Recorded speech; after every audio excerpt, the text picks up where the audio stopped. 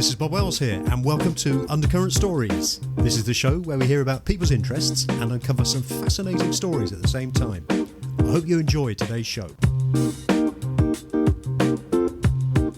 I don't know about you, but I've always had a fascination with tall buildings. I've been lucky enough to go up to the top of the Empire State Building, and I've visited the Shard in London on more than one occasion. If I visit a foreign city, and there is an opportunity to go up a tall building, particularly if there's a cocktail bar at the top, then it's definitely high on my agenda. No pun intended, of course. If you look at a photo over the last 20 or 30 years of any city's skyline, you can see how much it has changed with the addition of an increasing number of tall buildings. What's driving this? Why do they seem to be getting taller? And is this a trend that is going to continue? Well, in today's show, I'm delighted to be joined by one of the world's foremost experts on the economics of skyscrapers. His name is Jason Barr. He is a professor of economics at Rutgers University, Newark. He's the author of Building the Skyline, the Birth and Growth of Manhattan Skyscraper. And he's just brought out his latest book, Cities in the Sky, which is an account of the ever-growing quest for super tall buildings around the world.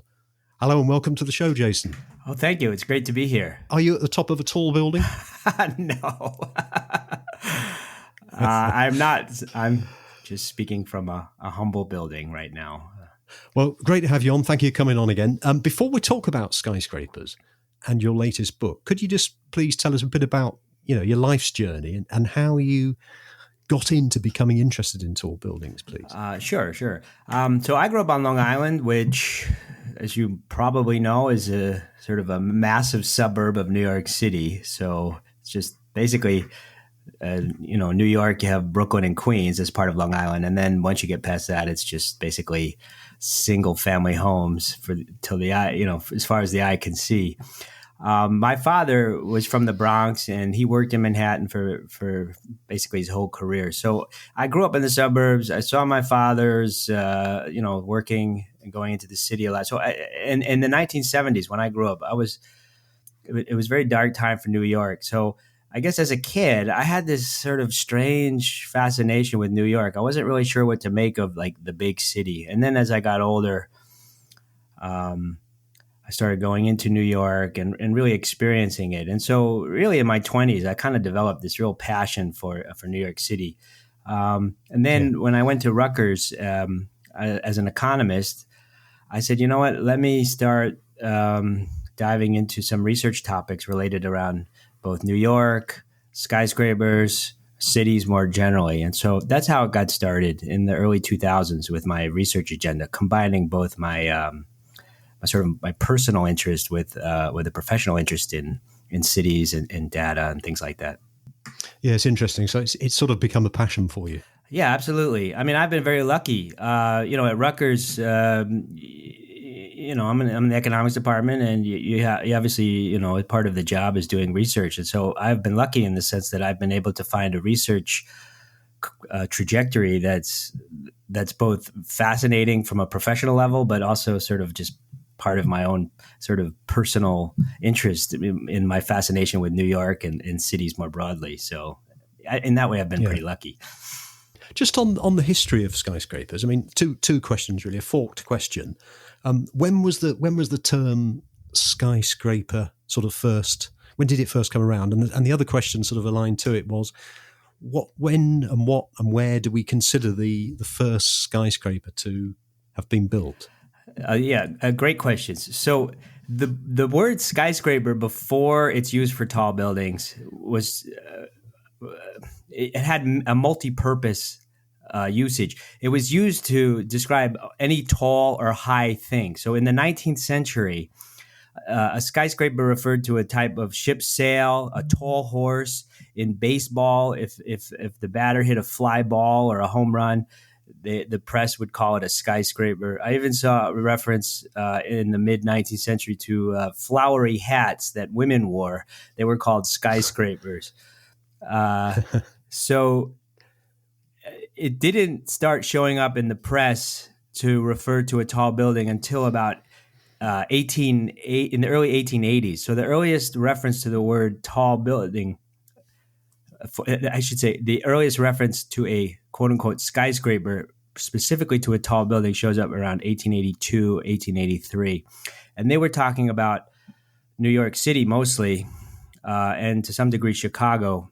So after the Civil War, buildings in New York and then later in Chicago started rising above the traditional 5 or 6 stories. They began going to 9, 10, and 11 stories. And at that point in the 1870s, 1880s, the public and the press started referring to these tall buildings as skyscrapers. Yeah. Now, you asked a question about the first skyscraper, I think. So this is a long and involved debate because the truth is you can define a skyscraper in any number of ways. And so however you want to define it, then that if you pick a definition, then based on that definition, you pick one building. If you define another way, you pick another building. So I'm happy to dive into this discussion more if you'd like. But yeah. I mean, I guess the question for me is on a sky. Is it? I mean, you mentioned there about when they started sort of building buildings with over 10 stories. Is there a certain amount of feet up in the air that it becomes one, or so many stories? What would you consider the general rule of thumb? Well, the issue really is over time. As buildings get taller, the definition of what a skyscraper is naturally evolves. Today, the most sort of commonly defined the most common definition for skyscraper is usually something like 150 meters, which is maybe like 50 stories or something like that. So, to be just like a minimally tall building, you might be 50 stories. I mean, in I think the first 50-story building was in New York in probably around 1909. And so that was incredibly shocking. That was a record breaker. But today, based on my count, in Asia alone, there's some 7,000 buildings that are 150 meters or taller. So based on the height definition, it's just an ongoing evolution. 10 stories was a skyscraper in the 1880s. I would say, 20 or 30 stories became a skyscraper probably by the 1910s, 1920s, and today at least 50 stories. Yeah, so it's quite subjective depending on what time we're in and an era, I guess. Yeah, absolutely. I mean, that's the truth. There's no way other to define, quote unquote, a skyscraper without saying what's a relatively tall building. And that relatively tall building idea has just been becoming taller. The technology has improved dramatically. And, people are living in cities and they're working, playing, living in cities, so that's also helping to fuel the height. I guess for most of us, well, certainly myself, when you say skyscraper, my immediate sort of reaction is, the Empire State Building, because that seems to be the one that was almost not so much the prototype, but it's iconic. And it's just sort of gone through the centuries now, 100 years nearly. For me, that is the sort of ultimate skyscraper. What are your thoughts on no, I completely agree. I completely agree. It was the world's tallest building for 40 years. And when you look at the history of the building, it's so fascinating. As the world's tallest building and as a building that was completed right as the Great Depression was starting, it just created a whole series of stories and myths but when you look at the history, I've done some of the archival research and looked at what the developers at the time were thinking in 1929. And actually they were, given the economy in 1929, they were actually quite reasonable, I would say, in their decision to go and build the world's tallest building. So originally, the original conception was 1,000 feet, 80 stories. That was going to be the world's tallest building. But then they saw Chrysler building his building on 42nd Street, and they decided to cook up this idea of adding this mooring mast, which was going to dock airships. So that added another 250 feet. And one of the things I think is so fascinating is it's actually that height competition made the building a better building. It made it a more elegant building. And ironically, it made it a more profitable building. And that's because they added the observatory. Once they cooked up this mooring mast, they were able to make the former roof an observatory, and that produced a lot of money for the owners, especially during the Great Depression, and even to this day. Yeah. I mean, that mooring mast itself and the idea of having airships there, I found absolutely fascinating. Tell us the story about that, because I do understand that they did make an attempt to get an airship up there. Is that right? That's exactly right. So, remember in the 1920s, before the Hindenburg disaster, airships it's like a growth industry. People were traveling back and forth over the Atlantic Ocean. And so certainly airships, Zeppelins and whatnot were it was for the upper classes, but it was certainly a popular way to for long distance travel. And yes. So when Al Smith, who was the former governor of New York, and John Raskob, who was Al Smith's campaign finance manager during the 1928 presidential election, those two were the lead developers. So I don't know how exactly they came up with this idea of the mooring mast, other than they wanted a way to go taller without really, adding more floors to the building. And so they created this idea of the mooring mast to dock the airships. And it's funny, Al Smith has this quote in the New York Times saying, "We believe this is the future. You'll be able to come over the Atlantic Ocean, dock at the top of the Empire State Building, and be on the street within like 10 or 15 minutes." The idea of it's great when you think about it. But then in 1930, there were some attempts to dock an airship as a test run, and it was just way too windy. And it was discovered very, very quickly that it would not be a feasible way to dock airships. So they never actually tethered one to the mast. No, there's sort of a pre-photoshopped, so to speak, drawing. There's like a postcard of an airship docked to the mooring mast, but this was actually like kind of like a simulation or a fake photo, and it's been circulated quite widely. That gives the appearance that you can do this, but it's just too dangerous to dock an airship to this mooring mast. It's just too windy. One of the things I also find fascinating with buildings is that to actually erect, and not just nowadays, but historically, to actually erect a tall building in a busy city is not for the faint-hearted. In terms of the planning, the building, the architectural stuff, the actual getting the materials in, the disruption while it's being built, it seems quite a challenge.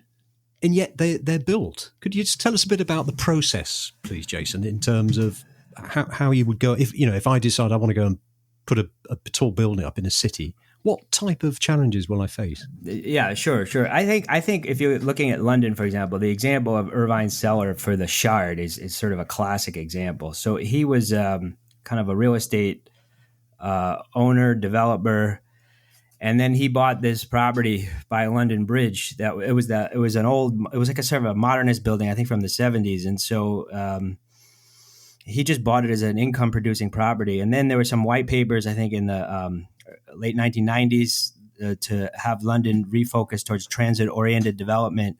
And all of a sudden, he said, "You know what? I have this property. If I could just tear down this building and build a skyscraper in its place, it's a big profit opportunity." So, so at that point, you have this land and you have this sort of theoretical notion that you could build a tall building. So then you have to simultaneously do like a million things. The two most important are raising funding. You basically have to get equity investors, and then you have to get a bank loan, like a construction loan. And while you're doing that, you have to find an architect and start planning it out. And then once you get the renderings, then you have to go and get the planning permission. So, and then in London's sort of notorious for the process of getting planning permission because unlike New York, so let me put it this way: in New York, the rules are set ahead of time. So in Midtown Manhattan or Lower Manhattan, basically the rules were pretty much allow for a 40 or 50 story building, and if you want to buy some air rights from the building next door, you can purchase development rights and add to the tall building that you're building. So in New York, the rules are set ahead of time. But in London, for example, you have to negotiate with the planning officials for each borough, and then you have to negotiate with all of a lot of the preservation groups and so forth. And so So to build a tall building in a big city, either London or New York, it requires basically you're raising funding. You have to get you have to get a general contractor, someone who could actually have the skills to actually put this thing up. You got to get planning permission. You got to negotiate with, maybe preservation groups. You got to make sure, for example, in London, that your building is not blocking the sight lines to St. Paul's Cathedral. Yes. There's a gazillion things you have to do, but the developers are naturally a very motivated group. So I hope that gives you a flavor. But yeah, it does. Yeah. Generally, the payoff seems to be quite good. I mean, from what I've read, the result of, I'm taking the Shard as a good example, the actual local economy infrastructure beneath it and around that square mile has done very well. Exactly. Hotels, etc., and local businesses and everything. Exactly. That's the real reason. You could think of a building as its own little business. So you invest all this time and energy in order to get the income that the building will generate. And that's the fundamental reason why you see more and more tall buildings, is because they're generating income for those who create these buildings. One of the things that's important is that as the building gets taller, people on the higher floors, whether it's businesses or residents, pay what I call a height premium. In other words, let's say you have two apartments, one's on the 20th floor and one's on the 40th floor. And let's say they're identical in every way with the layout, number of bedrooms and all that kind of stuff. But the one on the 40th floor is going to be paying probably 15 to 20% more simply because it's on a higher floor, better views and maybe away from the noise and so forth. So, yes, the taller you go, the more money you can get from those higher units, and that's a big driver. Yeah, and the other interesting thing about these buildings, and I keep saying the Shard because I'm quite familiar with it, but you've got a whole range of different businesses. You've got residential accommodation, you've got offices, you've got entertainment, restaurants. There's a lot of different businesses with it. Is there a sort of rule of thumb that to make the most money, that they have to have a certain amount residential, a certain amount office space, certain amount public available places? Well, that's a good question. I mean, a lot of it depends on the location. And okay, so the short answer is there's no one single rule of thumb. But in the case of the Shard, it's not right in the city of London. So it can benefit from this idea of being more mixed use because it's right over a transit hub and you have the observatory, the hotel. So the idea of making the Shard kind of a diversified use was a strategy that seemed to make sense. More, if you were in the city of London, you maybe target just like primarily offices or maybe a Sky Garden or something like this. So being outside of the city meant that a more diversified use was a better strategy, because over by where it is, it's just a more like it's a more diversified neighborhood. Yes. So I think location, there's two things. The location will definitely suggest mixed use, residential or offices, and also the height. I mean, if you're going to build, some of these super tall buildings could be and forgive me for toggling between feet and meters. It's just in the US. No, that's okay. We use both. Well, we use both in the UK. We never really adopted metric as we should have done. So we end up if you're buying a piece of wood, you ask for a 4.8 of 2 by 4. Yeah. So 4.8 being the meters and 2 by 4 being the inches. But that's just the way we are. Yeah. Well, the thing is, the skyscraper world is usually in meters, but I'm always thinking in feet. So just to finish what I was saying, if a super tall building may be something like 4 million square feet of space. And so from a developer's point of view, if you just put on 4 million square feet of office space or 4 million square feet of residential, you actually run the risk of jeopardizing the profits of your project, because it might be that there's so much space being put on the market, it could actually lower the price of each of the units or the floors.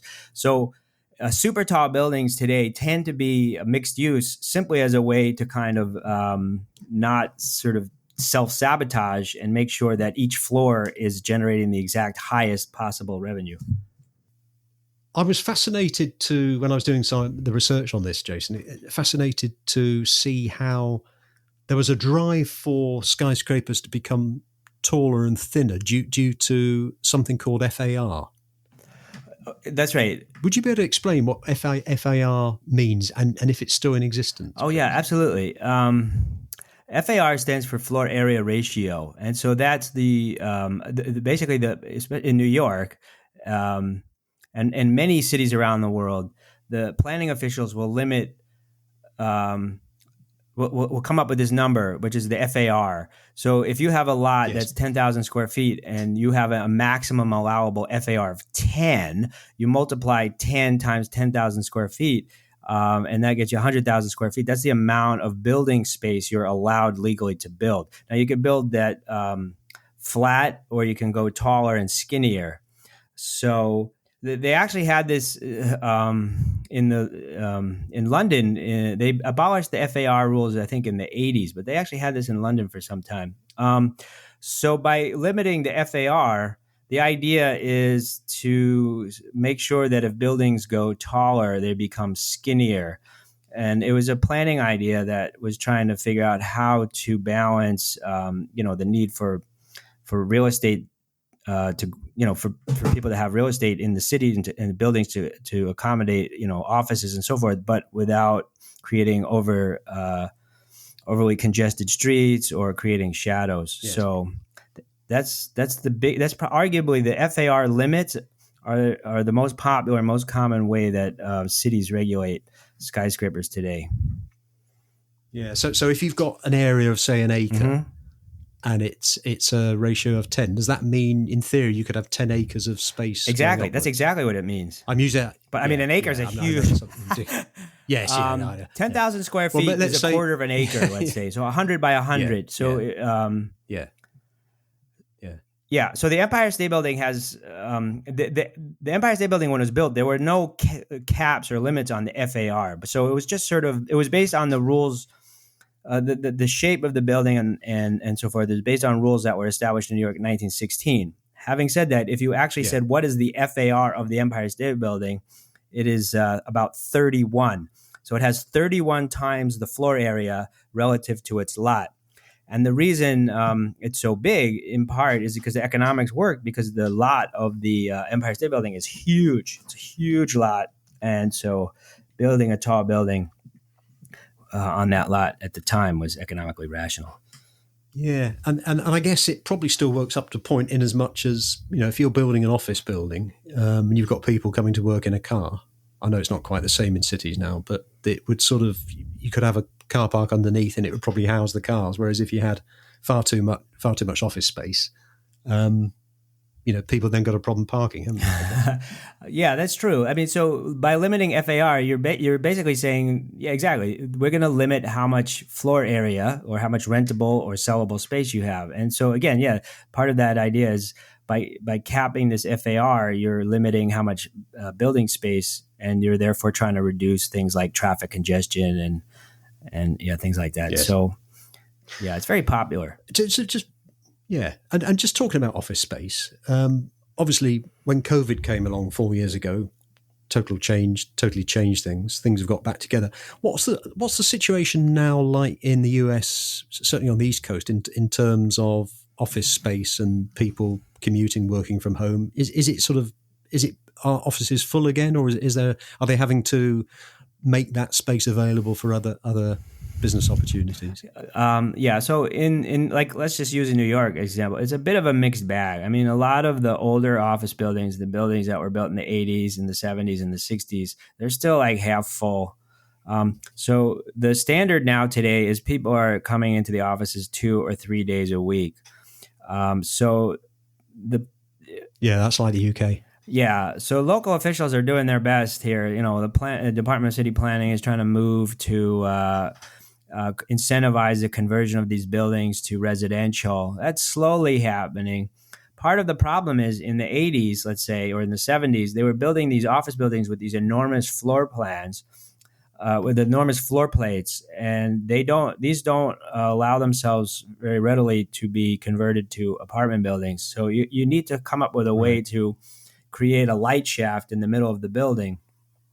And that in itself is very expensive. So there's a lot of these buildings that should be converted to residential, but because of the economics, the building owners are reluctant to do it. So they're coming up with plans to create tax incentives and things like that. So it's slowly adjusting is the short answer. Yeah. From a technology point of view, we're obviously buildings seem to be getting taller and taller and perhaps skinnier and skinnier as time goes on. What's caused the change? Why? I mean, obviously we've evolved more as humans to be able to think things through, but what has been the change, shall we say, since the sort of late 20th century and now in terms of the way that buildings are built? Well, so I guess you're really asking about the technology, right? This is on the supply side. Yes. Well, it's really there's two things. Computing technology has just changed in a way that every aspect of the building process, the construction process, can now get these amazing benefits from software and computing power that never existed before. So the engineering side of it, you can understand the physics of super tall buildings better than you ever could before, and there were other ways to build. There are engineering technologies that engineers suspected would work for tall buildings, but they couldn't test them out because they didn't have the computing power. So, in the old days, the Empire State Building is this riveted steel framed building. But that's not very, yes. When you go taller and taller, that kind of style of construction doesn't become very, it becomes very expensive because you have to add more and more and more steel for wind bracing. So engineers had in their minds a whole host of other strategies to reduce the amount of steel or concrete. But it wasn't until the computing technology advanced that you can actually test these out and see that they would work. And so slowly, as the computing technology improved, they started coming up with new structural strategies, and these have been more and more adopted and proved successful in embracing the building as these huge wind forces.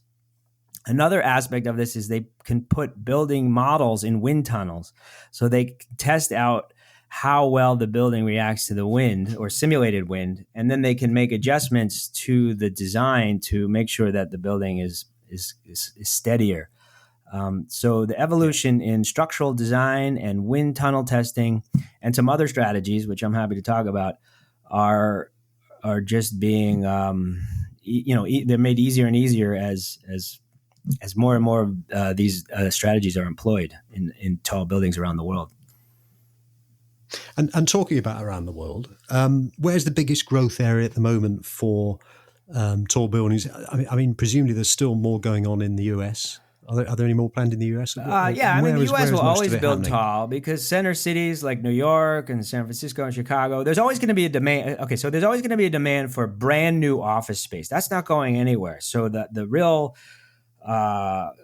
modern, brand new office, luxury, sort of class A office space for international companies. They're always going to want the latest and greatest. So that's not going away. Then the demand to be in the city, have an apartment in the city, that's not going away. So there's going to be high-rise apartment buildings. I mean, where the growth places are, I mean, it was China, but China overbuilt, had too many tall buildings, and so now is having a real estate problem. But Southeast Asia, like Kuala Lumpur, they just completed the world's second tallest building, that's almost like 700 meters tall. So Southeast Asia and the Arabian Peninsula. I don't know if you've been following what's going on in Saudi Arabia, but they're building this whole mega giga city, if you will, called NEOM, which is a whole bunch of different kinds of urban places. One of the big discussions is about this building called The Line, which is supposed to be 107. I think it's 170 kilometers long. It's supposed to house 9 million people. So 170 kilometers long. Wow. Yeah, it's just staggering in terms of just staggering. I mean, Saudi Arabia is just going on this massive building spree. It's trying to kind of kind of, I guess you might say build its way out of, build its way into a post-oil world. And they've learned this lesson by looking at Dubai.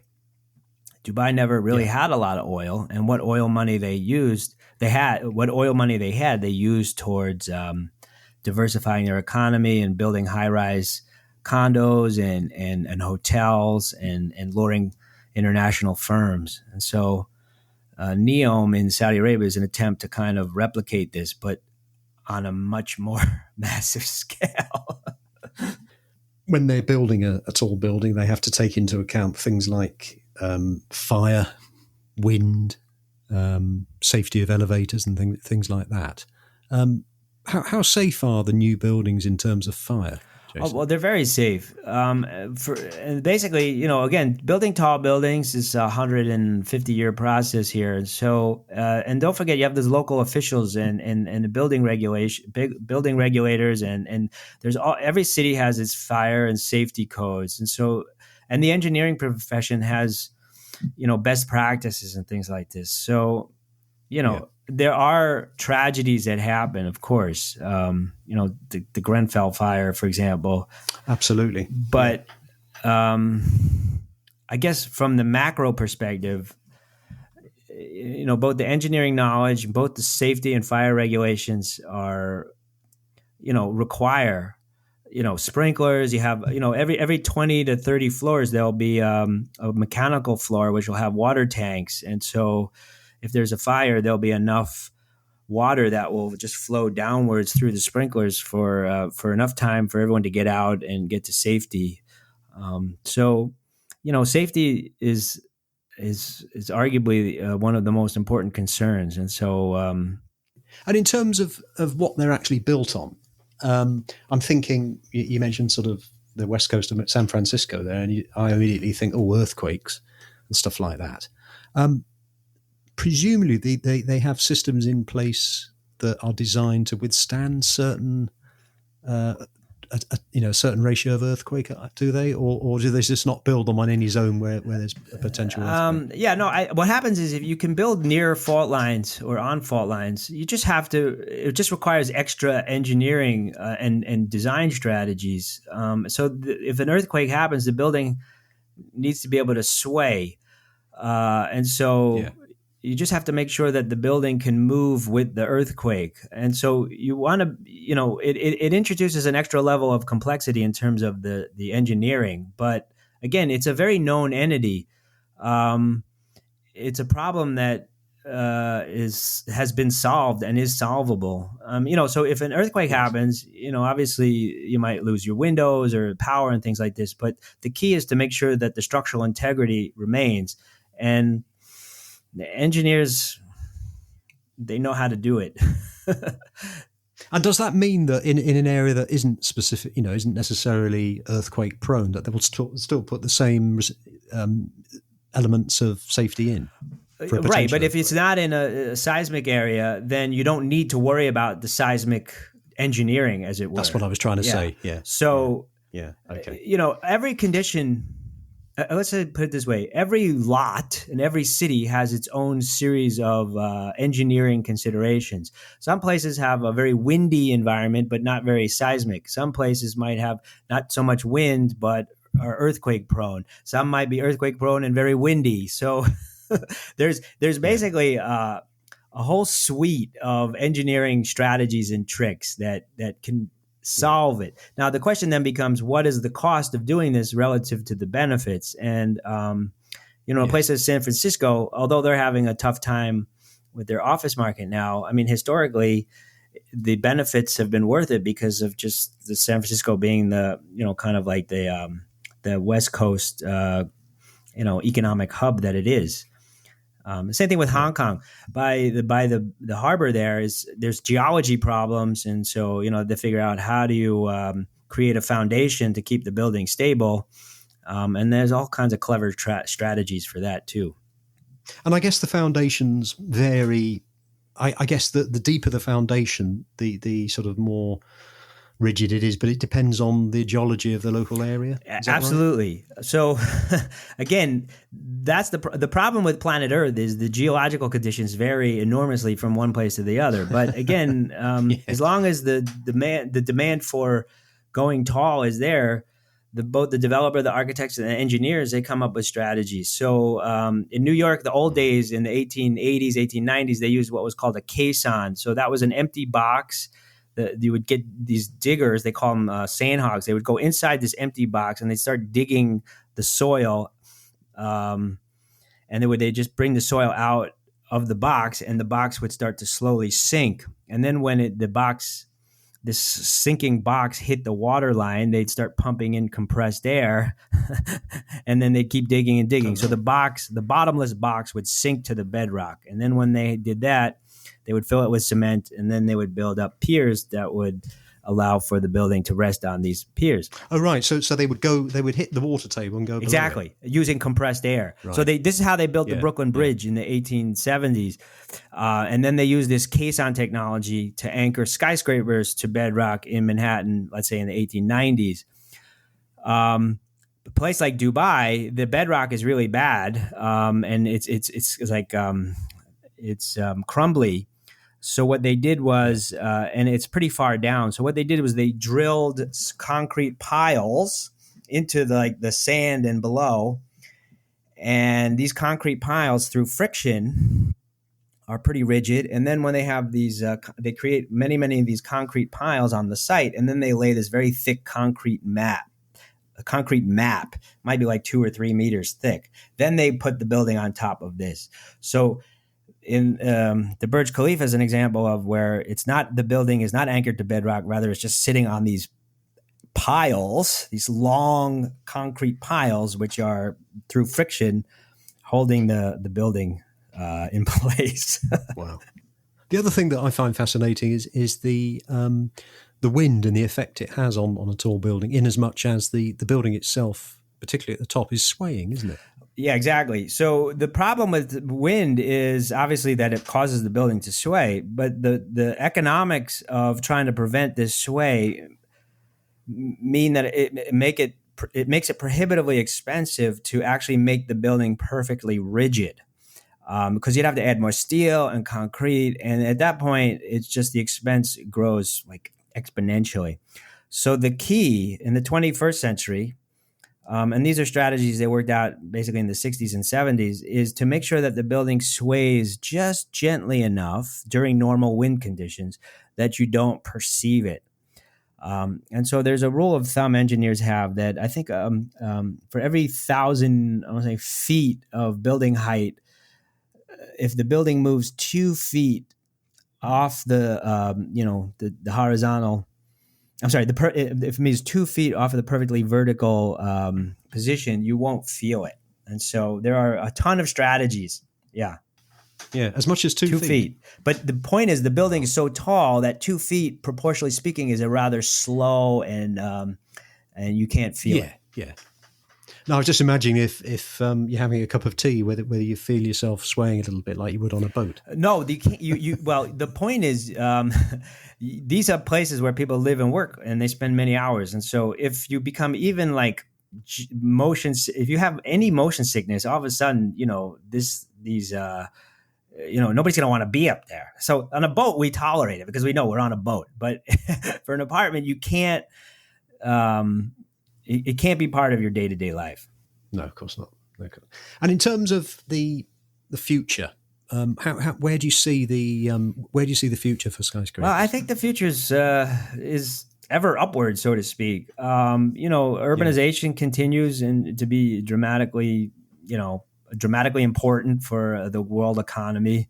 The technology is always improving. I mean, for example, TK elevator, used to be ThyssenKrupp elevator. They're coming up with a maglev elevator, so an elevator that runs on magnetic levitation. So there are ways this will get rid of the rope and make it easier to circulate people throughout a building because you don't have to worry about the rope. So it won't actually be sort of touching anything. Exactly.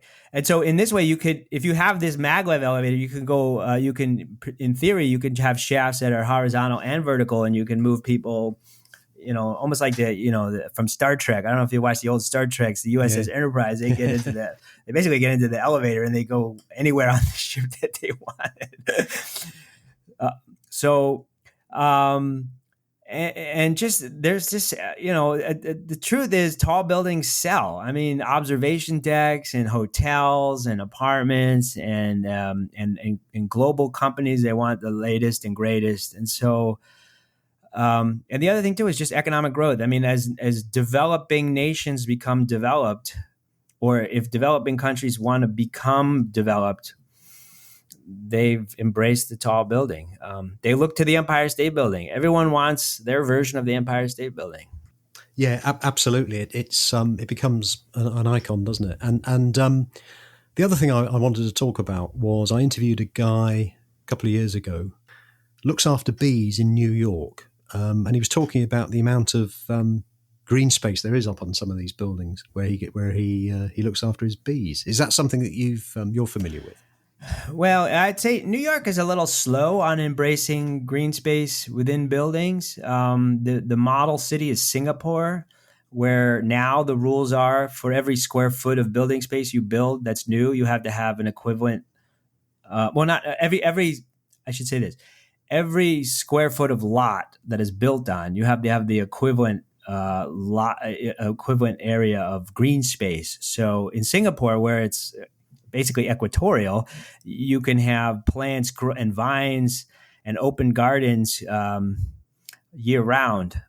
There are some experiments in the new Hudson Yards building, which is on near in Manhattan, where it has some open green space and things like that. But I would say some cities have embraced it more than others. And then there's climate issues, obviously, because in the wintertime, it's kind of hard to have trees and plants in the open. Yeah. But I think we should embrace that. Yeah. Well, it's really interesting. I think I said at the beginning before we went on air that I've been listening to your book on Spotify. I've got halfway through it, but it's an absolutely fascinating listen as well. And I can thoroughly recommend it. I've learned so much. Anyway, Jason, this has been a really fascinating conversation. You've answered a lot of questions about skyscrapers, and I think both myself and the listeners will have discovered so much more. My guest today has been Jason Barr. Jason is Professor of Economics at Rutgers University in Newark, and he's author of the book Cities in the Sky, which is an account of the ever-growing quest for super tall buildings around the world. And you can find a link to the book and Jason's website in the show notes. Thank you for coming on the show, Jason. Oh, thanks for having me. This was great. You have been listening to Undercurrent Stories. I hope you've enjoyed this episode. Please feel free to share the show link to your friends and family. And if you have 60 seconds, I will be most grateful if you would please rate and review. To hear more episodes, please subscribe to the show and visit undercurrentstories.com. If you leave your email in the link, we will notify you as soon as new episodes are released. Also, check out our social media links, details of which can be found on the show notes. Until next time, this is Bob Wells wishing you all the very best.